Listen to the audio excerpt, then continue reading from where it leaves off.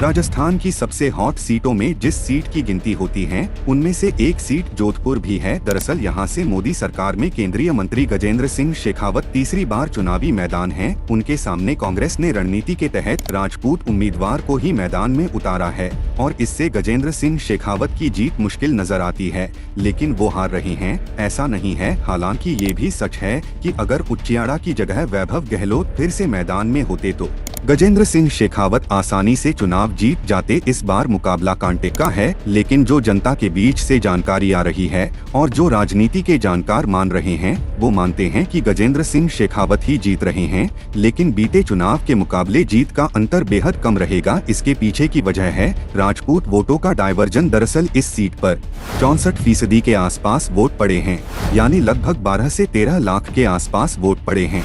ऐसे में अगर गजेंद्र को चुनाव जीतना है तो कम से कम 7 लाख के आसपास वोट लाने पड़ेंगे, लेकिन ये गजेंद्र के लिए आसान नहीं है और ना ही उच्चियाड़ा के लिए आसान है। अब जरा इस सीट पर जातिगत समीकरणों को भी समझ लीजिए, वो क्या कहते हैं। इस सीट पर राजपूत वोटर्स की संख्या 4,40,000 है, मुस्लिम वोटर्स की संख्या 2,90,000 है, बिश्नोई वोटर्स की संख्या 1,80,000 है, ब्राह्मण वोटर्स की संख्या 1,40,000 है।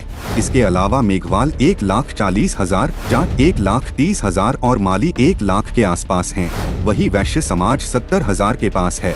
ये महत्वपूर्ण भूमिका निभाते हैं। गजेंद्र सिंह शेखावत के पक्ष में ज्यादातर राजपूत वोटर्स ने वोट डाला है और इसके लिए राजपूत संगठन ने भी भीतरखाने सहायता की है। वहीं चंद्रभान सिंह आक्या का प्रभाव भी अंतिम वक्त में नजर आया है। इसके अलावा वैश्य, मेघवाल, बिश्नोई और ब्राह्मण वोट भी गजेंद्र सिंह शेखावत की तरफ गए हैं। ऐसे में हम ये कहने की स्थिति में हैं कि गजेंद्र सिंह शेखावत चुनाव जीत रहे हैं, लेकिन जीत का मार्जिन कम रहेगा, या कहें कि वो 80,000 से 1.5 लाख के बीच वोटों से ही जीतेंगे, जो 2019 के मुकाबले आधे से भी कम रहेगा। आपका आकलन क्या कहता है, हमें कमेंट बॉक्स में जरूर बताएं।